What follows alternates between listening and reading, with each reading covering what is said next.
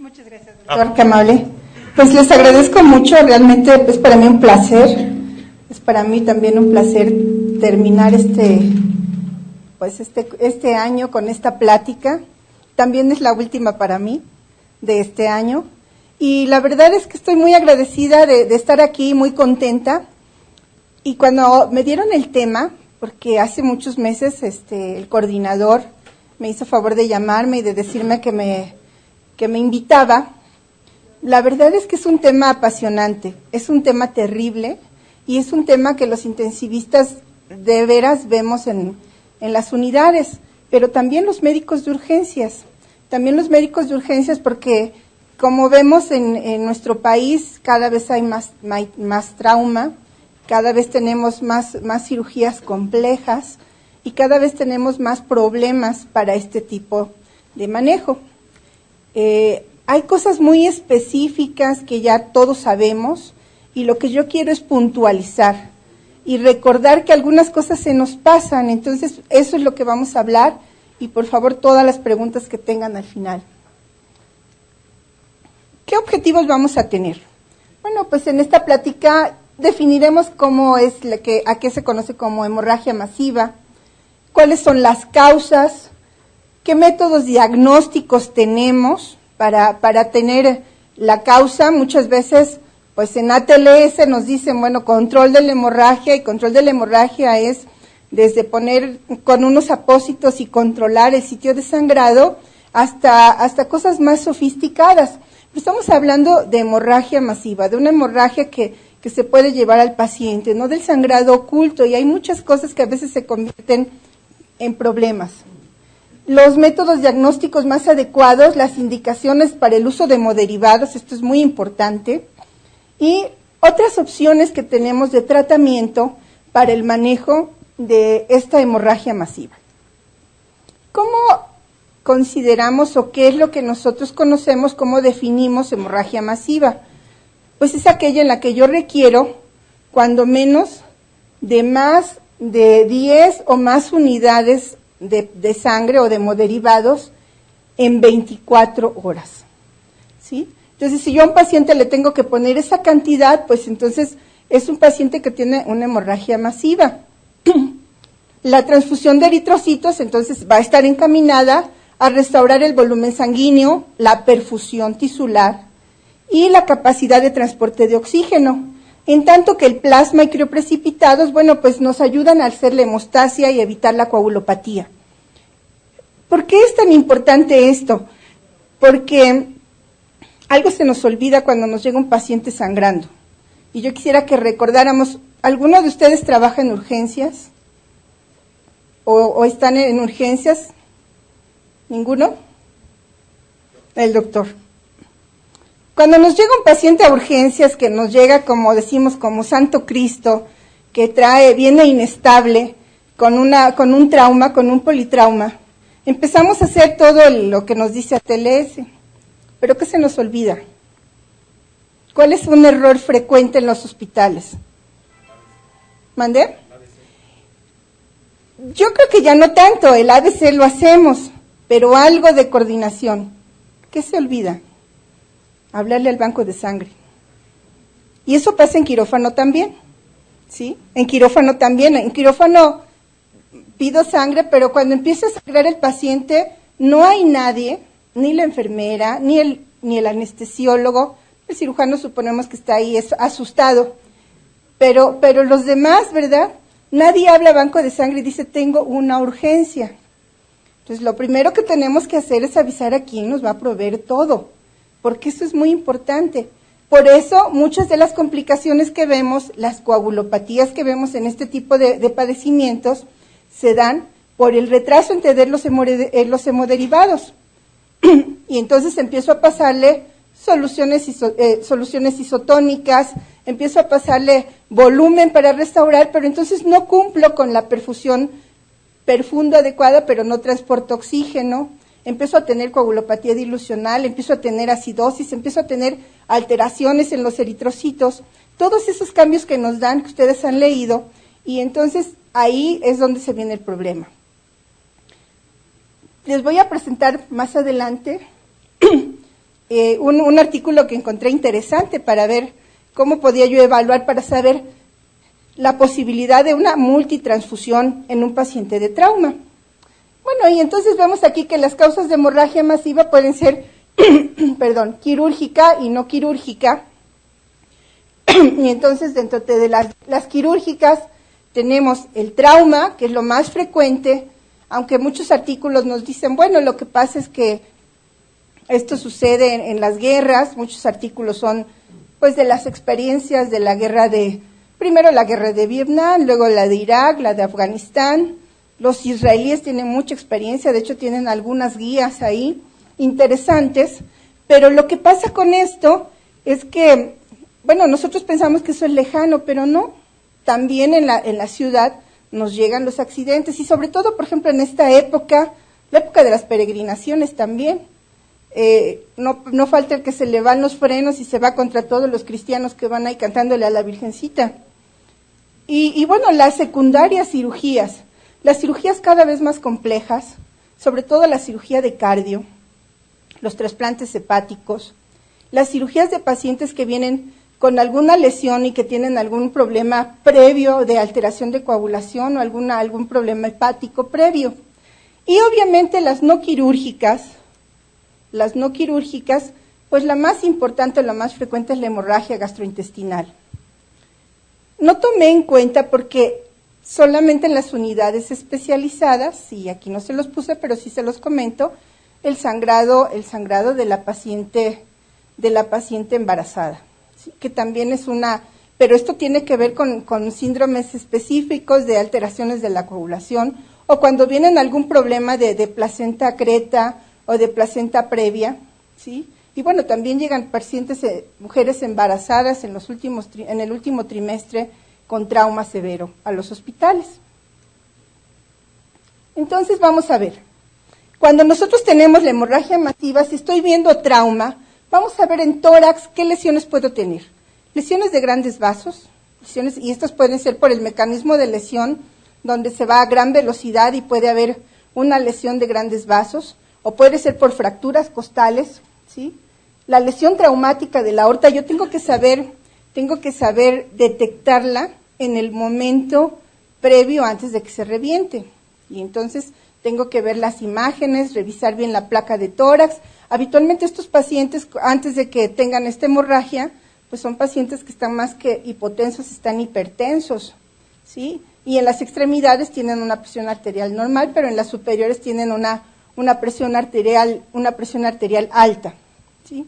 Y van a tener ensanchamiento del mediastino, entonces tengo que sospecharlo. Y las lesiones cardíacas, sobre todo las que son penetrantes, ¿sí? O el hemotórax masivo, como en este caso, nosotros acabamos de tener, así a veces cuando uno va a hablar de un tema, tiene uno, a veces coincide con lo que está uno revisando, con lo que está uno haciendo, que nos llegan pacientes igual. Nosotros tuvimos un paciente, un señor de Limpia, que le aplastó un micro todo lo que es el tórax derecho, y además le pegó en la cara, tiene una fractura en cara, pero hizo un tórax inestable, y el paciente perdió 10 gramos, no hizo el hemotórax porque se puso inmediatamente la sonda, pero se llenó, y lo que finalmente quedó fue que las intercostales como tenía un tórax inestable, tenía varios fragmentos, entonces algunos de los fragmentos de las arcos costales quedaron lacerando los vasos, algunos fragmentitos pequeños estaban incrustados en pulmón.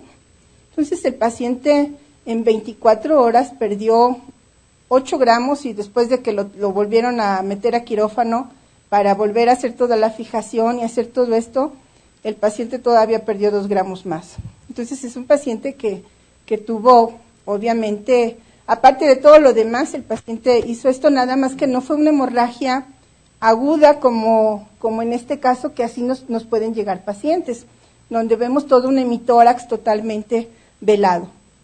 Y que yo tengo que tener criterios específicos para drenarlo y para saber en qué momento requiere la cirugía. Cuando tengo un hemotórax así, yo tengo ya que estarle hablando al cirujano de tórax, ¿sí?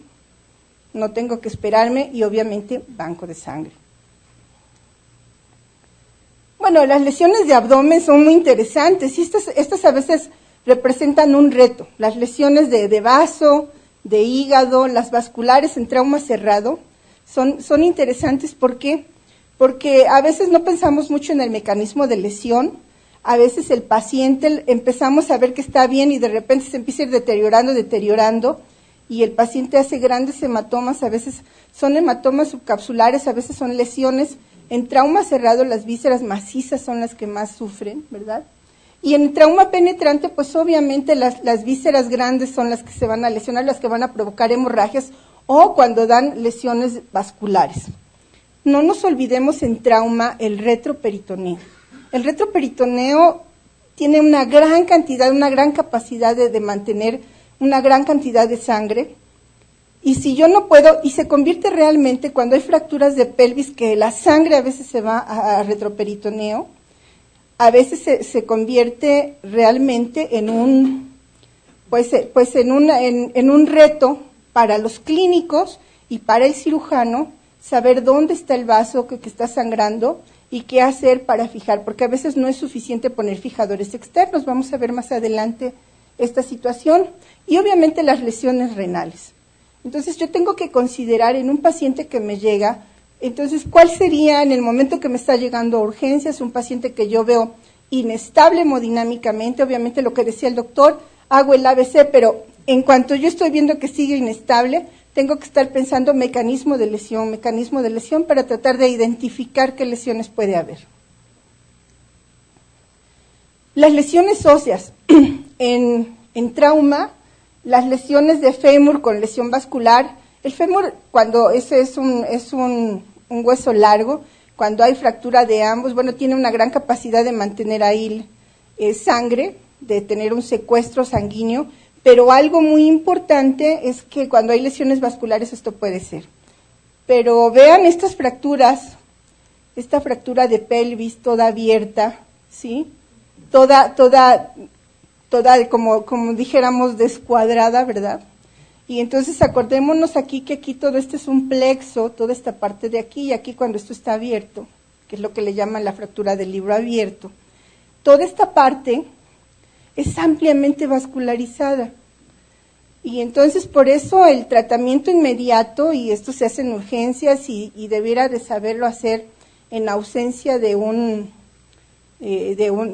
ortopedista que estuviera ahí las 24 horas, ¿verdad? En los hospitales de trauma que hay residentes, pues los hacen ellos o los residentes de cirugía, pero a lo mejor el médico de urgencias debiera de saber poner los fijadores externos, ¿sí? Para darle estabilidad al anillo pélvico y entonces generar esto. ¿De qué otra manera lo puedo hacer si yo no tengo fijador y en lo que viene mi paciente sigue inestable y ya identifiqué que este es el área donde puede tener una gran pérdida sanguínea? Bueno, pues puedo desde poner un pantalón antichoque hasta cosas más rudimentarias como poner una sábana y cruzársela, ponérsela abajo como hamaca y cruzársela al paciente para tratar de estabilizar en lo que yo hago algo, ¿sí?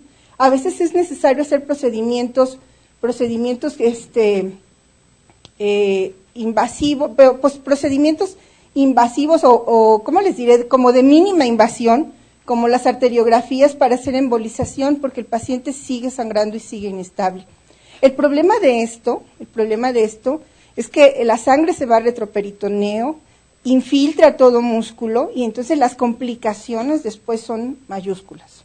El paciente se puede infectar, puede tener ahí lesiones de músculo, infecciones de tejidos blandos y entonces eso puede convertirse en algo terrible. Bueno, otras causas quirúrgicas, ya habíamos comentado la cirugía cardíaca, el trasplante hepático, la cirugía vascular de urgencia, el paciente que me llega con un aneurisma de la aorta que lo están revisando y ya el paciente llega con mucho dolor y se le palpa una masa que pulsa y entonces ahí nos ponemos a sufrir todos y a ver si está arriba de las renales, abajo de las renales, qué va a pasar, cómo está, cómo lo voy a preparar. Entonces esto se convierte en un reto realmente y obviamente las condiciones de las alteraciones de coagulación previa. La cirugía ortopédica se puede convertir en una catástrofe en quirófano. Nos ha tocado, yo creo que muchos de ustedes que son intensivistas les ha tocado, y también las compañeras enfermeras, pacientes que entran muy tranquilos a una cirugía programada de columna y algo pasó y el paciente se empieza a desangrar. Esto ha pasado, por eso muchas veces los rescatadores celulares se considera que debe de ser algo, una herramienta para tenerla en quirófano para este tipo de cirugías, sobre todo porque son cirugías programadas. Entonces el cirujano a veces calcula, bueno, pues yo necesito tener 4 paquetes de sangre, 4 de plasma, y yo creo que no los voy a ocupar, y resulta que cuando lo empiezan a pedir, pero no avisan a banco de sangre, oiga, váyame preparando plaquetas y vaya preparando más plasma y más sangre, y entonces viene todo lo demás, lo que ya comentábamos. Es muy interesante, sobre todo en la cirugía cardíaca, cuando tenemos la bomba de circulación extracorpórea, me da, aunque es flujo pulsátil, tenemos grandes cantidades de heparina y entonces empezamos a tener alteraciones y entre más tarda la cirugía, se van haciendo alteraciones sobre todo inflamatorias a nivel endotelial. Si nosotros medimos proteína C reactiva, vamos a ver que sale, pero súper elevada, ¿verdad? Y entonces estos pacientes empiezan a tener trastornos de coagulación entre más tiempo de bomba tardan. Ahora tenemos pues bombas más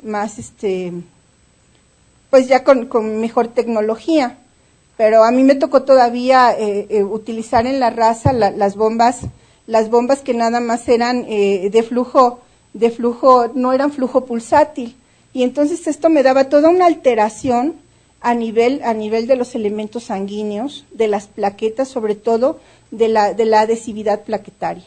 Y esto condicionaba también que se generara en los pacientes la coagulopatía, porque no había una disfunción plaquetaria, aparte de todo lo demás. Otra cosa que nos da terror, porque aquí nos sentimos realmente impotentes, el sangrado gastrointestinal, ¿sí? El paciente, yo creo que a muchos de nosotros nos ha tocado el paciente que empieza con sangrado de varices esofágicas y que ya per se tiene alteraciones de la coagulación, tiene alteraciones de la fibrinolisis, vamos a tener una serie de cambios importantes y entonces aquí tenemos que estar viendo qué se va a hacer. Y aquí tenemos que ver aquí el manejo temprano con endoscopía para tratar de hacer ligadura de las varices y llevar un control o hacer, bueno, tenemos ahora argón también que pueden hacerlo cuando son varices esofágicas. Y entonces el médico que tiene que hacer, dar todo el soporte completo al paciente, ¿sí? Las úlceras pépticas, estas se pueden manejar y aquí tenemos que tener todo un seguimiento del paciente, cómo va. Muchos pacientes pueden ser estas de tipo maligno, pero puede ser que no, puede ser nada más secundarias a medicamentos o alguna otra cosa. Y entonces estos pacientes, nosotros tenemos que llevarles un seguimiento específico.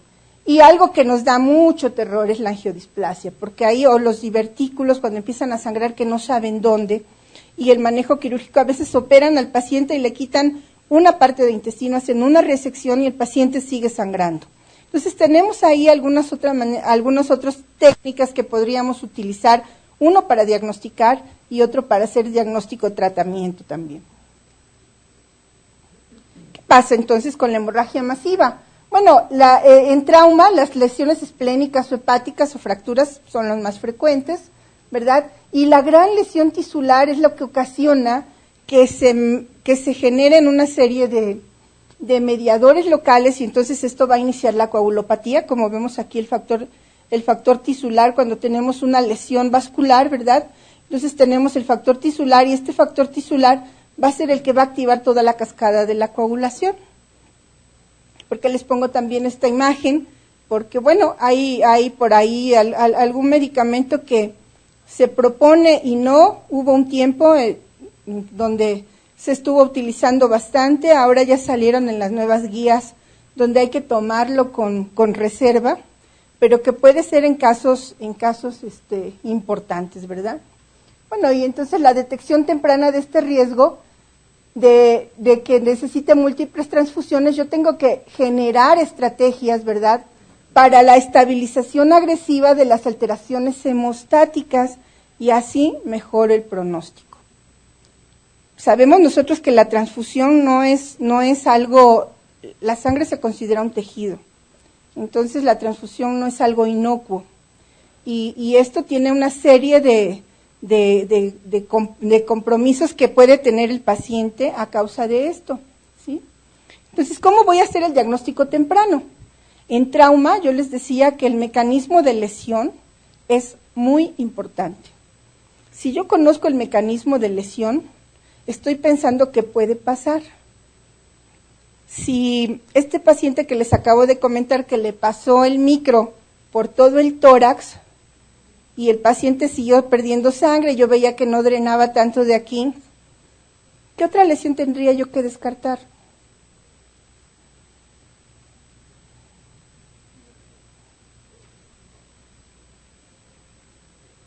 Tiene tórax inestable, le pasó por todo el tórax derecho y el paciente seguía perdiendo hemoglobina.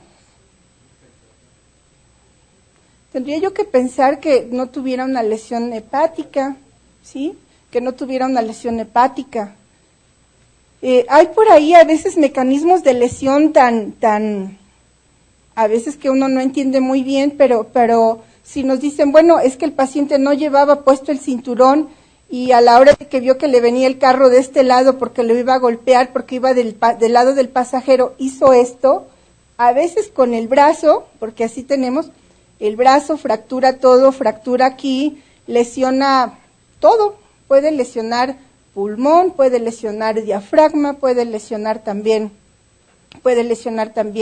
hígado, o si es del otro lado, bueno, vaso, puede haber contusiones cardíacas importantes. Entonces, tengo que conocer bien el mecanismo de lesión. Lo que pasa cuando la gente va manejando y siente que va a chocar, ¿qué pasa con las fracturas de acetábulo? Que inconscientemente trata de poner la pierna como para detenerse. ¿Y qué pasa? A la velocidad que va, el acetábulo se incrusta y a veces son las fracturas que rompen la cabeza del fémur o el acetábulo, y que esto puede tener lesiones importantes también. Entonces, si conozco el mecanismo de lesión, lo voy a hacer. Obviamente, la evaluación inicial y la estabilidad hemodinámica. ¿Qué lesiones creen que tenga este sujeto aquí? No está muerto, ¿eh? ¿Qué lesiones creen que tenga? Mediastino. Puede tener una penetrante de cavidades cardíacas, puede tener lesión de esófago, puede tener lesión pulmonar, pero si el paciente me llega con más o menos presión y me dice que se siente muy mal y que tiene mucho susto, ¿le quitarían el cuchillo?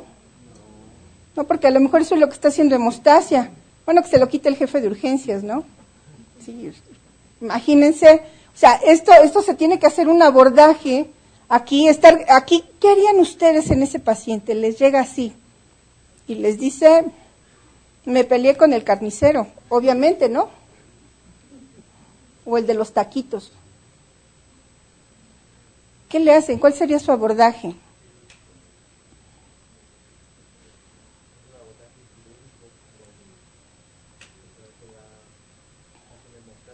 Usted es el que encargado de urgencias, ¿qué se le ocurre? ¿Cómo lo prepara?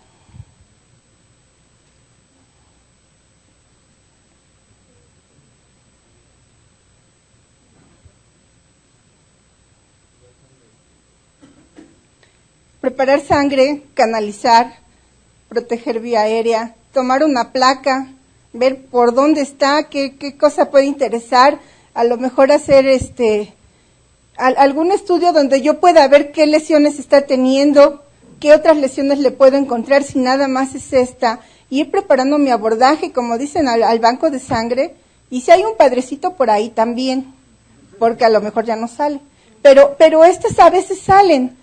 ¿Por qué? Porque si yo tengo todo el abordaje, entonces yo voy pensando, a ver, ¿sabes qué? Canalízalo con dos yelcos gruesos, ponle solución, crúzalo, típalo, a ver, vamos viendo, vamos acá, allá, preparo vía aérea, todo, para entonces sí, tratar de ver hasta dónde llega la profundidad, qué tan profundo está la lesión, ¿sí? Y entonces ver qué es lo que puedo hacer. Porque eso puede ser hasta, tengo que revisarlo, a lo mejor el paciente no interesó algo tan grave, pero el paciente dice que no puede mover los brazos o que siente como dificultad porque le falta el aire y ya no mueve las piernas, porque a lo mejor a donde se fue a alojar la punta fue a columna, ¿sí? Bueno, y aquí obviamente pues es muy importante la estabilidad hemodinámica. Cuando es un paciente quirúrgico, primero si eso no es cirugía de urgencia. No es lo mismo que yo meta a un paciente a operar de un bypass aorto coronario, ¿verdad? Que le vaya yo a poner unos puentes, con todo preparado, puede suceder algo. A que sea ese mismo paciente que en la sala de hemodinamia se les tronó la arteria, porque ustedes saben que eso puede pasar. Lesionaron el vaso y va de urgencia para allá porque ya está haciendo una hemorragia. Entonces el paciente lo tengo que ir a rescatar. Entonces eso es muy importante, ¿sí? Si el paciente tiene alteraciones previas en la coagulación, no es lo mismo esperar de un apéndice a un señor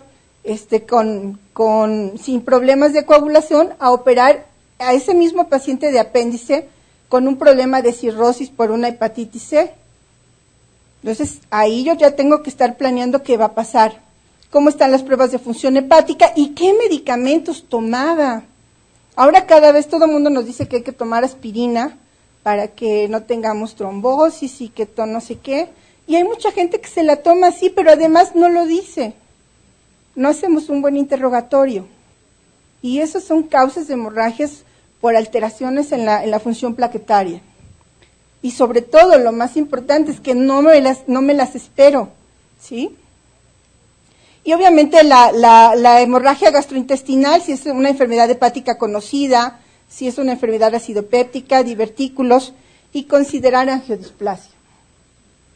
Bueno, ¿cuáles son los objetivos de tratamiento? Primero, el control de la hemorragia, ¿sí? Mejorar perfusión, mejorar disponibilidad de oxígeno, transfundir y evitar coagulopatía, ¿sí? Si yo mejoro perfusión, por ahí traigo una diapositiva de un artículo, como decía un maestro mío, del año 1, todavía del doctor Shoemaker, creo que cuando estaba jovencito. Pero se las traje porque además dice algo muy bonito que a los intensivistas se nos olvida. Lo van a ver más adelante. Entonces, vamos a ver que la coagulopatía en el paciente con trauma puede estar desde que llega a urgencias, porque ya perdió sangre.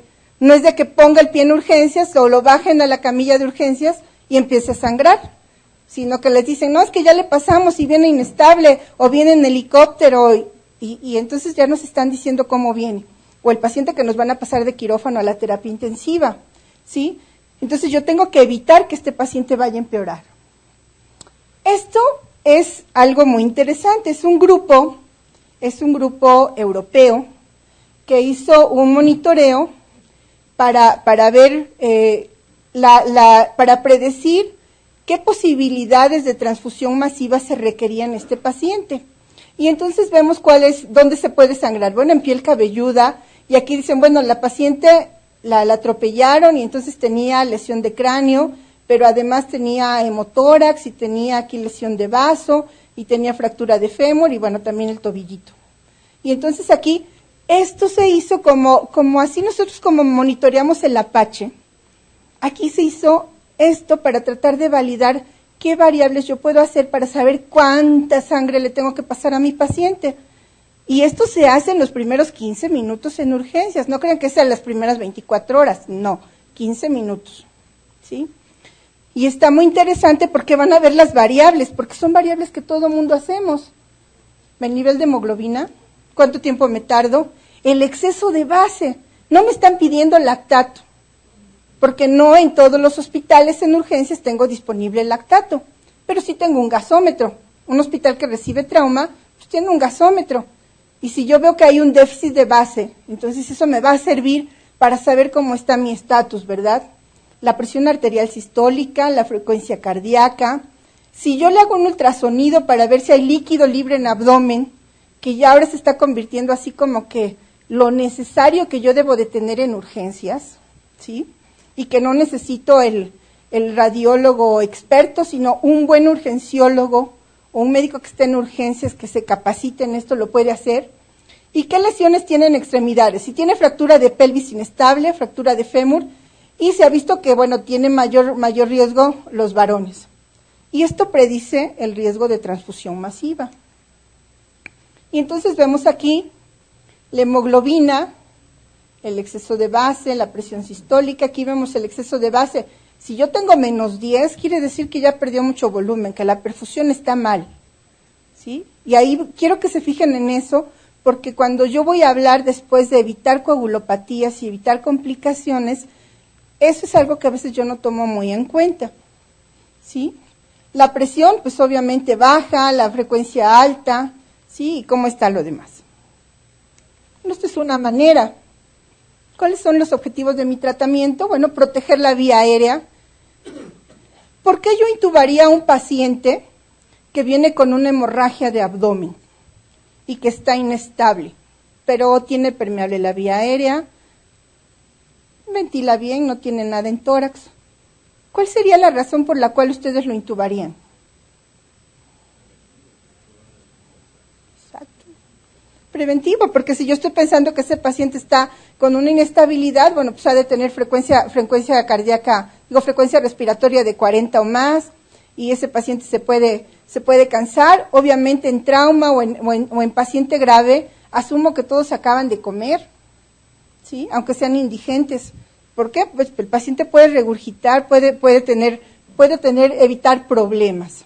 Asegurar ventilación, canalizar, ¿verdad? Evitar hipotermia, ¿sí? Y la hipotermia no es nada más de que yo lo tape. Los pacientes empiezan a tener, acuérdense que dentro de la fisiopatología del choque, sobre todo el choque hemorrágico, lo que yo tengo es una vasoconstricción periférica. Y entonces empiezan a perder una gran cantidad de calor y eso los condiciona a más hipotermia, ¿sí? Corregir la acidosis y el control de la hemorragia. Hay que considerar la cirugía de control de daño. Yo creo que es un tema apasionante en trauma, la cirugía de control de daño. ¿Por qué nos gustan los intensivistas los pacientes de trauma? Primero porque son pacientes más o menos sin problemas previos, ¿sí? O mucha gente joven o mucha gente sin grandes problemas.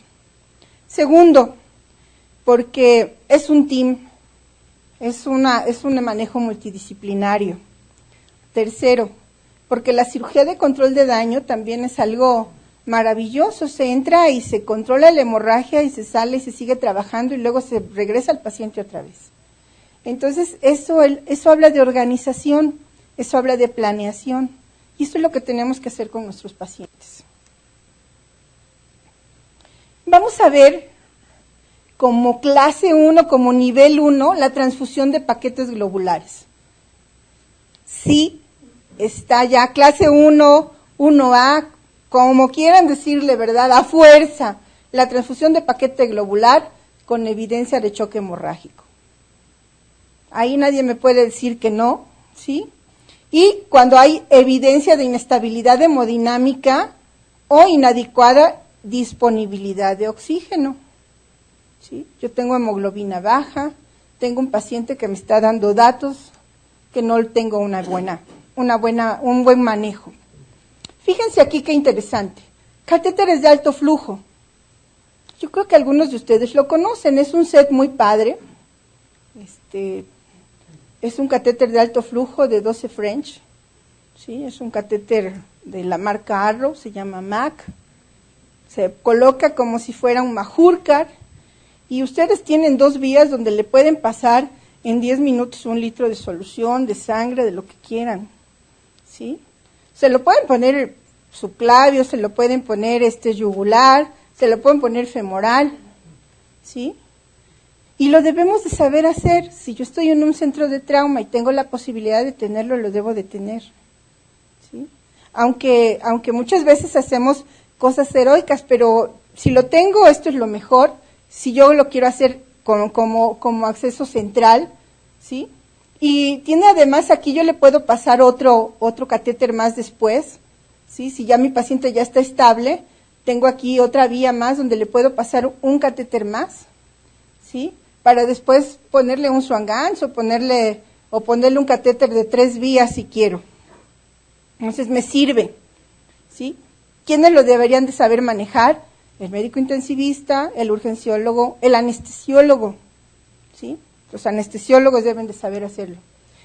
Este es otro acceso vascular también para alto flujo, ¿sí? Donde yo lo puedo fijar. Tiene un dilatador, tiene una guía donde yo lo puedo pasar más allá, ¿sí? También es más o menos de 12 French. Y esto es para vía periférica. Entonces me sirve mucho, sí. Eso es con lo que yo tengo que canalizar a mi paciente. Entonces, al que veíamos con el cuchillito aquí, pues yo lo tengo que preparar con esto. ¿Cómo voy a evitar la coagulopatía? Y esto ya está bien determinado. Nosotros pasamos sangre y no pasamos plasma cuando tenemos una hemorragia masiva. Casi no ponemos plasma así de entrada. Pedimos, pídele 5 paquetes y el plasma no lo pedimos y no pedimos plaquetas. Entonces sí se ha visto ya esto ya está bien determinado en las guías de transfusión del paciente en trauma, que cuando yo paso un paquete de plasma fresco, ¿verdad? Y una relación más o menos de 1 a 2 o de 1 a 1.8 de paquete globular o de 2 a 3 paso 2 plasmas por 3 paquetes, voy a evitar, ¿verdad? Voy a evitar más alteraciones de coagulación y sí mejora la sobrevida de estos pacientes. Sí se mejora, ¿sí? Y esto ayuda a prevenir la coagulopatía dilucional. Las plaquetas.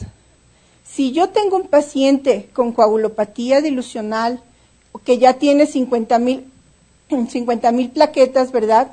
Entonces, si tiene sangrado activo, empiezo a pasar féresis plaquetaria, ¿sí? Lo puedo utilizar en pacientes donde tienen trauma múltiple o lesión de grandes vasos desde que tiene 100,000.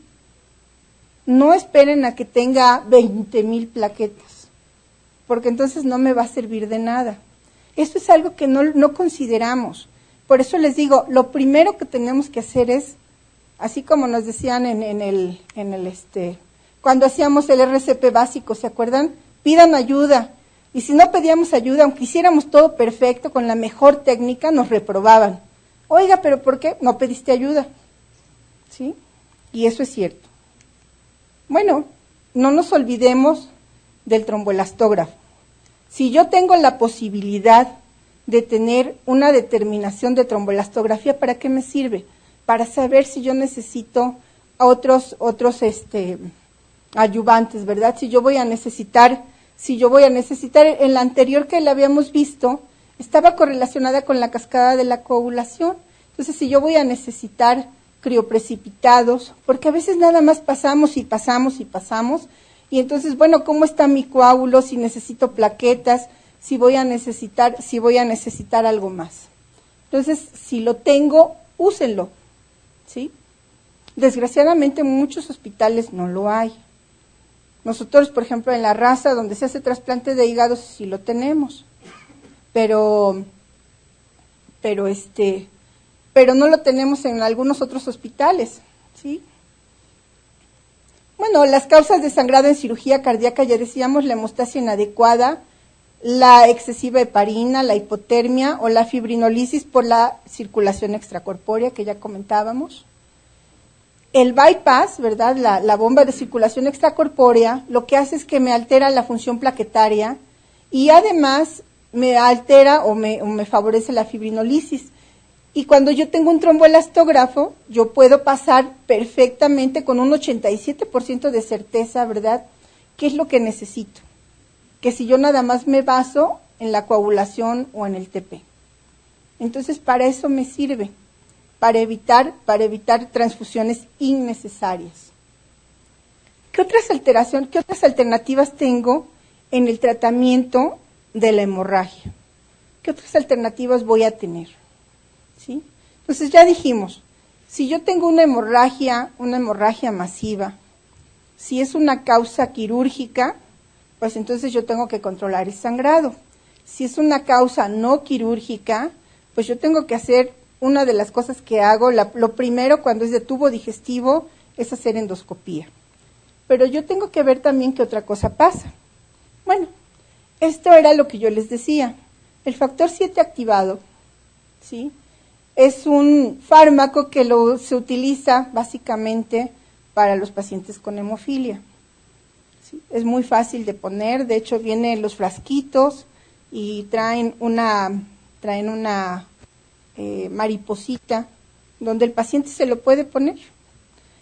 Se empezó a utilizar sin estudios controlados, pero lo empezaron a utilizar en pacientes con trauma. Y se hicieron unas guías y entonces vieron que como precisamente actuaba sobre el factor tisular, que ya vimos que es el que desencadena todo en las lesiones, entonces lo que servía era que favorecía toda la cascada de la coagulación, pero no es nada más así, entonces disminuía la cantidad de sangre necesaria, podía yo generar una buena coagulación y el paciente que no se me fuera a morir exsanguinado. Pero, ¿verdad? ¿Sí? Entonces, esto se hizo más que nada, yo les decía, en lo que es las guías de la fuerza israelí, ¿sí?, que son los que lo utilizaron, pero ellos nos decían, bueno, ¿cuándo vamos a utilizar el factor 7? Bueno, el factor 7 lo vamos a utilizar cuando yo tenga fibrinógeno mayor de 50 miligramos, plaquetas mayor de 50,000, ¿sí?, el pH esté de 720, ¿verdad? Y lo puedo pasar una o hasta 2 dosis o 3. ¿Se ha utilizado de manera adecuada en trauma? Sí.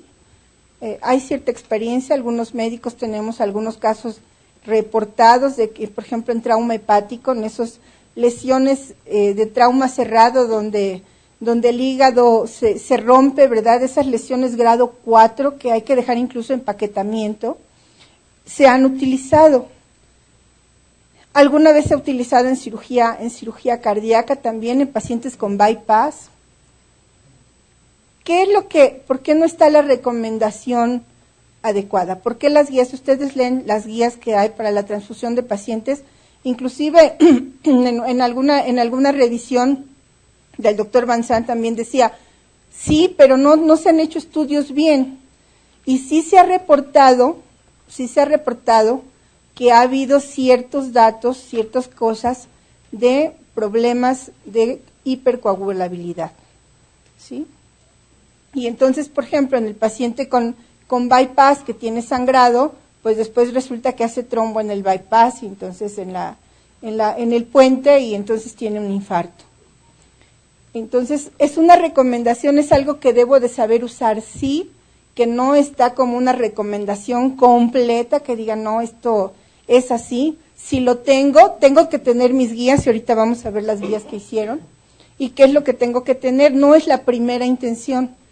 Si yo no lo puedo mejorar, entonces lo puedo utilizar.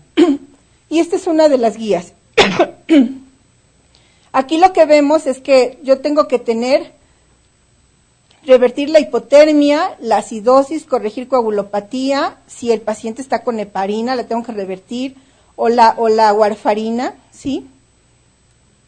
Y entonces, si el paciente está sangrando tiene una coagulopatía continua, ¿verdad? Después de la terapia convencional, usualmente, hemorragia masiva, fíjense, 10 unidades de paquete globular, 8 unidades de plasma, 8 unidades de plaquetas y 10 de crioprecipitados, entonces yo puedo poner factor 7 activado. Nunca lo pongo de primera intención. Entonces, yo estoy haciendo todo, estoy haciendo mi control de daño, estoy evitando la triada maléfica esta de acidosis, hipotermia y coagulopatía, y entonces en ese momento yo lo puedo utilizar, ¿sí? Entonces yo tengo que preparar todo esto y tengo que manejarlo para que si no responde con esta dosis puedo poner una dosis más. Habitualmente en los pacientes, por ejemplo, que hemos utilizado con trauma de hígado o con fractura de pelvis, con la primera dosis es suficiente. En algunos pacientes hemos utilizado 2 dosis. No hay estudios en la literatura. Si ustedes buscan grandes estudios controlados, no los hay. Hay algunos que siguen todavía diciendo que hay que tomarlo con mucha reserva. Pero sí es algo que nos puede servir, no tenemos mucho. ¿Cuál es la otra opción que tengo? Y esto es más que nada para los cirujanos. Pues los parches que se tienen de estos específicos como parches de fibrina para generar hemostasia. Algunos generan una reacción termogénica importante que puede producir daño tisular periférico y ser contraproducente. Pero a veces eso es lo que hacen los cirujanos. Estas son las guías de los israelíes, que parece aquí una de las velitas del Hanukkah, ¿verdad? Es que uno lo ve israelí y yo lo veo uno con velitas. Pero bueno, si ven ustedes es muy similar a lo que yo tengo que estar haciendo. Yo tengo que tener primero, corregir el fibrinógeno, corregir las plaquetas, y yo voy a tener una terapia empírica, ya decíamos. Entonces, si ustedes me dicen, para la hemorragia masiva, para el tratamiento, hemoderivados, ¿cuántos? Bueno, pues yo voy a poner, hemoderivados con relación más o menos de 1 a 1.8 o de 2 a 3. Entonces voy a pedir plasma sangre, voy a pedir plaquetas. Si tengo tromboelastrógrafo utilizo para saber si voy a utilizar crioprecipitados. ¿Sí? Bueno, las contraindicaciones, paciente que está exsanguinándose, que no tenemos manera, ¿verdad? Y antecedentes importantes. ¿Sí? Bueno, esto es un caso también interesante y lo vemos en hemorragias no quirúrgicas y puede ser un armamento que puede utilizar y en trauma. En fracturas de pelvis, ¿verdad? Donde hay inestabilidad hemodinámica a pesar de fijación, a pesar de todo lo que estoy haciendo, la angiografía como medio diagnóstico y terapéutico para hacer embolización. ¿Cuáles son los peros de la angiografía? Bueno, el sangrado de tubo digestivo a mí me sirve, pero siempre y cuando yo tenga un sangrado activo de 1 mililitro minuto, que es espantosamente importante. Y si yo pongo en la angiografía, en sangrado de tubo digestivo, una angiografía mesentérica superior e inferior, puedo detectar el sangrado hasta en un 70% de los casos. En casos de estos pacientes que hacen angiodisplasia o que tienen divertículos y que ya no sabemos más qué hacer y que están los pacientes ya generando una serie de problemas. Entonces, todo esto lo tengo que hacer, lo tengo que valorar, lo tengo que considerar. Si yo tengo en mi hospital un servicio de hemodinamia y tengo al intervencionista, pues de una vez. En las fracturas de pelvis nosotros lo hemos utilizado con buenos resultados. ¿Sí? Aquí tenemos también la angiografía, ¿verdad?, donde estamos viendo que está haciendo la embolización de las lesiones. Complicaciones. Pues tenemos un paciente con una fractura de pelvis que se fija con un gran hematoma retroperitoneal y sigue con problemas. ¿Qué es lo que pasa? ¿Qué es lo que pasa inicialmente cuando hay una pérdida sanguínea? Bueno, pues eso es todo lo que todos ustedes saben muy bien, ¿verdad? Lo que tenemos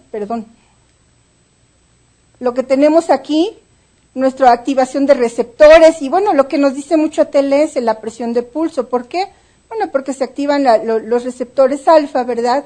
Y entonces por eso se hacen el paciente llega con 80, 70, o con 90 70 con 90 80 de presión. La presión de pulso es muy chiquita y eso es un mecanismo compensador inicial, ¿sí? Vean esto que es importante porque esto tiene que ver con las complicaciones graves que vemos en la terapia intensiva después. Bueno, nosotros tenemos aquí esta precarga y este gasto cardíaco en la perfusión regional y entonces todo se va al corazón, pulmones y cerebro y el intestino es lo que nadie quiere, ni nos gustan las tripas. Entonces, ¿qué pasa con esto? Bueno, pues que empezamos a tener una gran hipoperfusión esplácnica y empezamos a tener una serie de mediadores ahí, de lesiones de reperfusión, de mediadores locales que nos van a generar, y esta era la que les decía yo que es un artículo del año 1, ¿sí?, donde el doctor Gutiérrez y el doctor Schumacher hicieron ahí una clasificación, un artículo muy padre de choque, donde decían que el choque descompensado, pues es el que siempre nos dicen, ¿no? la disponibilidad inadecuada a todos los órganos. ¿Cuál es lo grave? Que muchos de nuestros pacientes con hemorragia masiva se quedan en la parte de choque compensado. Ya entró el cirujano, vamos a poner el torero que le lesiona la ilíaca, tiene una hemorragia ahí terrible, lo pasan a quirófano, pum, pum, pum, más o menos sale todo, pasa terapia. Y bueno, pues ya hicieron todo muy bien, pero ¿qué es lo que pasó? Bueno, pues el paciente sigue medio taquicárdico, medio taquipneico, sigue con un déficit de base negativo, el pH penitas, el paciente hiperventila, y entonces tenemos que no está esto, y aquí estamos empezando a generar una serie de problemas, ¿sí? Y bueno, tenemos todo esto, que es lo que me va a dar la falla orgánica. Y eso es lo que yo tengo que hacer, acordarnos que el daño de la mucosa intestinal, los intestinos, la zona esplácnica no es una zona preferencial, no es VIP, pero ahí es donde tenemos la mayor cantidad de órganos, y entonces eso es lo que tiene una gran reactividad, y las lesiones por reperfusión son muy importantes, y eso es lo que hace que mi paciente se me descompense. Entonces, cuando yo estoy pensando en controlar esta tríada de mi paciente grave, de mi paciente con hemorragia, que se está con una hemorragia masiva, ¿verdad? Entonces tengo que pensar en lo que voy a hacer después, y ese ya es trabajo de nosotros. Por eso hay que ser muy quisquilloso, a ver que orine bien, que el lactato esté bien, que el déficit de base esté bien, que no esté hiperventilando, buscarle por todos lados, ¿sí? Bueno, y aquí tenemos qué es lo que pasa con estas complicaciones de la coagulopatía, ¿verdad? Hay una alteración en la formación de trombina, y entonces vamos a ver que hasta en un 36% de estos pacientes, ¿verdad?, se empieza a presentar desde que llegan a urgencias. Y las pruebas con las que contamos habitualmente pues son la cuenta plaquetaria, fibrinógeno y tiempos de coagulación. Yo les decía, si tenemos tromboelastógrafo para generar, usémoslo, ¿verdad? La coagulopatía dilucional es la complicación más frecuente. ¿Por qué? Porque se nos olvida pedir auxilio a banco de sangre. La hipotermia también me va a dar alteraciones plaquetarias muy importantes, entonces yo tengo que ver eso. Las alteraciones plaquetarias que no me va a dejar que tenga una buena funcionamiento, y el coágulo no se va a formar bien, ¿sí? La acidosis, ¿verdad?, también me afecta, y también me afecta la formación de la activación de la protrombina, y bueno, cuando yo tengo pacientes con hemorragia presentan la fibrinolisis, que es pero terrible, ¿verdad? Y bueno, ya esto, la coagulopatía cuando el paciente ya tiene una anemia severa, y la coagulopatía por consumo cuando ya tengo una gran exposición, ¿sí? Yo estoy transfundiendo a mi paciente y voy a tener, ya dijimos que no es inocuo, puedo tener, aparte de las lesiones por la hemorragia en sí, de la coagulopatía, pues voy a tener las lesiones por los productos sanguíneos, por almacenamiento, ¿sí? Voy a tener alteración en los eritrocitos, voy a tener alteración en toda la cantidad, y entonces voy a tener una mayor respuesta inflamatoria, voy a tener alteración en la deformidad, se van a deformar los eritrocitos, no van a poder pasar a través de los vasos, y no van a poder hacer su función de transporte de oxígeno. Y además, ¿verdad? Bueno, pues aumenta la afinidad por el oxígeno cuando yo tengo la desviación de la curva, de la disociación de la curva de la hemoglobina a la izquierda, ¿sí? Tenemos también infecciones, aunque tengamos un muy buen banco de sangre, bueno, pues puede ser que puede estar en relación a cómo están almacenadas, ¿sí? Y además la inmunomodulación, que también me genera una respuesta inflamatoria exagerada. No es frecuente, pero sí se puede presentar la lesión pulmonar aguda secundaria a transfusión, y aquí lo que estamos viendo es cómo se está fugando, ¿verdad?, un neutrófilo, es una activación de neutrófilos. Se piensa que esta lesión puede ser por unos anticuerpos que tenía el donante, y no se pueden hacer. Esto no es algo frecuente, pero puede pasar y debo de considerarlo en estos pacientes. Y el manejo, la presentación es un CIRA, ¿sí? ¿sí? Un inicio súbito, hipoxemia severa y puede causar la muerte. Yo lo manejo como una lesión pulmonar aguda secundaria a la transfusión. Entonces, como vemos, tenemos complicaciones de inmunidad, de inmunomodulación, inflamatorias, lesiones también infecciosas, ¿sí? Todo eso me puede condicionar la transfusión. Sin embargo, el tratamiento de elección es lo que yo debo de hacer. Y bueno, nos acordamos también la activación de la respuesta inflamatoria por la transfusión. Hay una lesión endotelial y hay una activación, hay una agregación plaquetaria, ¿verdad?, que nos va a generar esto y que va a activar, va a hacer que cada vez más, ¿verdad?, tengamos más liberación de citoquinas, de interleucinas y el daño endotelial. Entonces el paciente hace daño endotelial y el órgano blanco muchas veces se presenta. En los pacientes politransfundidos nos hacen lesión pulmonar aguda, que no es TRALI. Esto es lesión pulmonar aguda por politransfusión. Y ustedes lo han visto, muchas veces les ha llegado a los pacientes así. ¿Qué tengo que evitar? La falla orgánica múltiple. Entonces tengo desde las estrategias, desde que me llega el paciente, los primeros 15 minutos que me llega a urgencias, o que me llega a terapia, o que está en quirófano, desde esos momentos yo puedo empezar a decir, bueno, con esto es lo que voy a hacer voy a planear. Y entonces lo que tengo que hacer es mis estrategias para detectar transfusión masiva en urgencias, en terapia, en quirófano, avisar al banco de sangre, no se nos olvide, es básico, pero lo tengo que hacer. Evitar el choque compensado, que el paciente se mantenga con un déficit de base por días, control de la hemorragia, monitoreo de la perfusión. ¿Cómo monitoreo la perfusión? Que orine bien, que respire bien, que no esté taquicárdico, que tenga buen llenado capilar. Cosas básicas, hasta cosas muy sofisticadas. Pero si yo mantengo eso, voy viendo cómo va mi paciente, cómo va poco a poco. ¿Sí? Bueno, pues muchísimas gracias.